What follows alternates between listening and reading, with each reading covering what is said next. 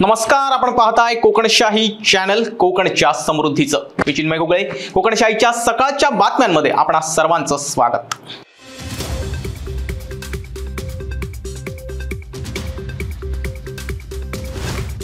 बेकायदा गोवा बनवडीची दारू वाहतूक करणाऱ्या एका स्कॉर्पिओचा राज्य उत्पादन शुल्काच्या पथकानं पाठलाग केला. मात्र त्यात असणारा संशयित तब्बल 3 लाखांची दारू आणि गाडी टाकून पळून गेलाय. ही कारवाई झारा पत्रादेवी मार्गावर मळगाव येथे करण्यात आली. या कारवाईत तब्बल 13,30,000चा मुद्देमाल जप्त करण्यात आला.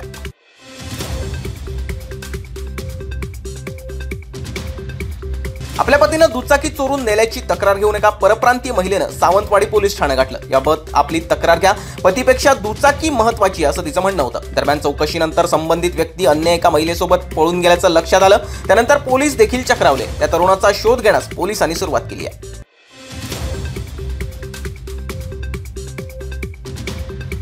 रेल्वेच्या धडकेत गडमट मोहितेवाडी येथील प्रवीण राजाराम मोहिते या 48 वर्षीय तरुणाचा मृत्यू झालाय. ही घटना शुक्रवारी सकाळी 9:30 वाजण्याच्या सुमारास घडली. मयत सहदेव मोहिते हा मनोरुग्ण होता. गावात तो इकडे तिकडे फिरत असे. असाच तो शुक्रवारी सकाळी घरातून बाहेर पडला. दरम्यान रेल्वेच्या धडकेत त्याच्या डोक्याला गंभीर दुखापत होऊन तो जागीच गतप्राण झाला.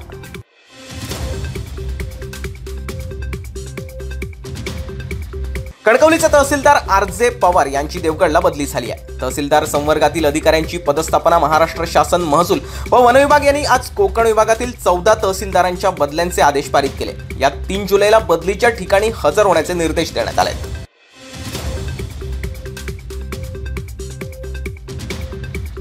सिंधुदुर्ग जिल्हा बँकेचा 40वा वर्धापन दिन आज 1 जुलै रोजी संपन्न होतोय. या निमित्तानं आज शरद कृषी भवन ओरोस येथे विशेष कार्यक्रम आयोजित करण्यात आलाय.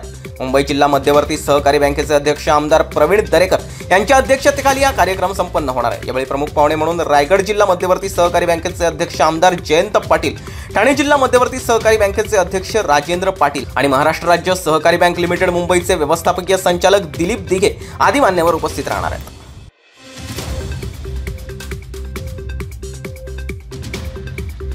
जुलै महिन्यात राज्य मंत्रिमंडळाचा विस्तार होण्याची शक्यता आहे. मुख्यमंत्री एकनाथ शिंदे याबाबतचा निर्णय घेतील अशी माहिती उपमुख्यमंत्री देवेंद्र फडणवीस यांनी दिली आहे. राज्य मंत्रिमंडळाचा विस्तार होत असतानाच केंद्रात कांदेपालट होण्याची शक्यता आहे. केंद्रीय मंत्रिमंडळात शिवसेनेच्या दोघांचा समावेश करण्याचं निश्चित झाल्याचं कळतंय.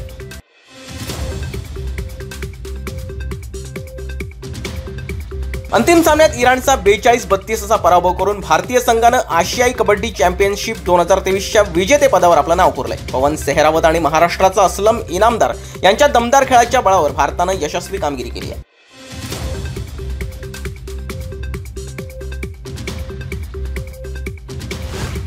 आणि याबरोबरच कोकणशाहीच्या सकाळच्या बातम्यांमध्ये इथेच थांबतोय. पण तुम्ही मात्र दिवसभरातील अपडेट्स आणि ताज्या घडामोडी जाणून घेण्यासाठी कोकणशाहीचं YouTube चॅनल आताच सबस्क्राईब करा. फेसबुक पेज लाईक करा आणि इंस्टाग्राम पेजला फॉलो करायला विसरू नका. धन्यवाद.